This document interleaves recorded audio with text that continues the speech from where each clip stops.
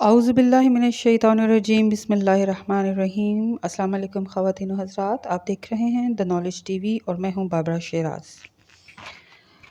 ख़वातीन व हज़रात, हज़रत इमाम जाफ़र सादिक़ अलैहिस्सलाम से रिवायत है कि बनी इसराइल में एक आबिद रहता था जो अमूर दुनिया में कभी मशगूल ना होता था।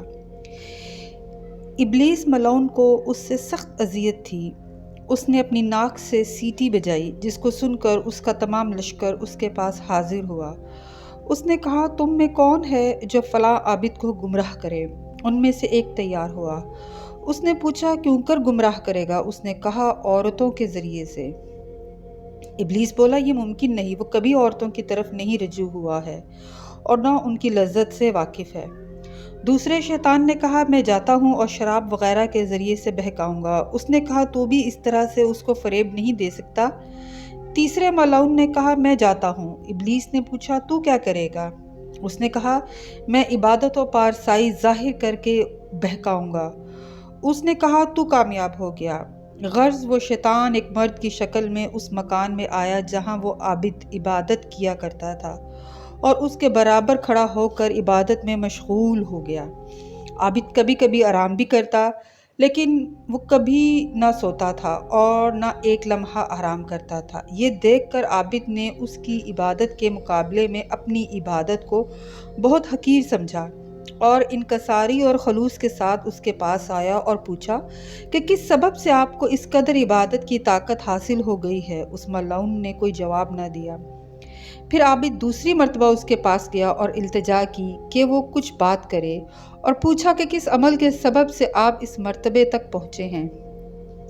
उसने कहा, ए बंदाए खुदा, मुझसे एक गुनाह हो गया था। मैंने तौबा की और हर वक्त उस गुनाह का ख्याल रखता हूँ। इसी सबब से नमाज की ताकत मुझको हासिल होती रहती है। आबिद ने कहा, बताइए वो कौन सा गुनाह था ताकि मैं भी अमल में लाऊं और तौबा करूं, शायद आपके दर्जे तक पहुंच जाऊं और ये ताकत जो आपको हासिल है मुझे भी नमाज के लिए इतनी ही कुव्वत हासिल हो जाए। उसने कहा, फ़लाँ शहर में जा और वहाँ फ़लाँ फाहिशा के मकान में दाखिल हो और 2 दिरहम उसको दे, उसके साथ जना कर। आबिद ने कहा, 2 दिरहम कहाँ से लाऊं? मैं जानता भी नहीं कि 2 दिरहम क्या चीज़ है। मैं तो कभी दुनिया की जानिब मतवज्जो नहीं हुआ।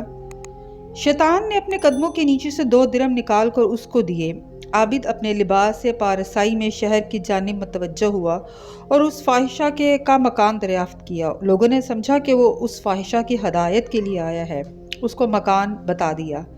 जब आबिद उसके मकान में दाखिल हुआ, वो 2 दिरहम उसके पास सामने फेंके और कहा, उठ। वो औरत उठी और उसको कमरे में ले गई और कहा, ऐ शख्स, तो मेरे पास इस हैयत में आया है?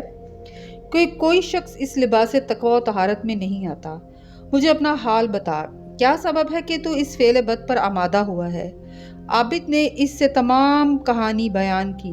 उस औरत ने कहा, ए बंदे खुदा, गुनाह का तर्क करना बहुत आसान है तौबा करने से। ऐसा नहीं है कि जो चाहे तौबा कर ले और उसको ऐसा बुलंद मर्तबा मयस्सर हो जाए। यकीनन वो शख्स शैतान है जो तेरे वरगलाने और बहकाने को आया है। वापस जा, अब तू उसको वहां ना पाएगा। आबिद ये सुनकर वापस हुआ। वो ज़ने फाहिशा उसी रात मर गई। सुबह को लोगों ने उसके दरवाजे पे लिखा हुआ देखा कि शहर के तमाम लोग उसके जनाजे में हाजिर हों, क्योंकि ये औरत अहले बहिश्त से है। लोग शको शुबा में पड़ गए और 3 रोज़ तक उसको दफन नहीं किया। उस वक्त खुदा ने उस ज़माने के पैगंबर को वही फरमाई। रावी कहता है कि हज़रत ने फरमाया, वो हज़रत मूसा थे। हुक्म खुदा हुआ कि जाओ फ़लाँ फाहिशा के जनाजे की नमाज पढ़ो और लोगों को हुक्म दो कि वो भी उसकी नमाज मैयत पढ़ें, क्योंकि मैंने उसको बख्श दिया और बहिश्त उस पर वाजिब करार दे दी, इस सबब से कि उसने मेरे उस बंदे को मेरी नाफरमानी से बाज रखा।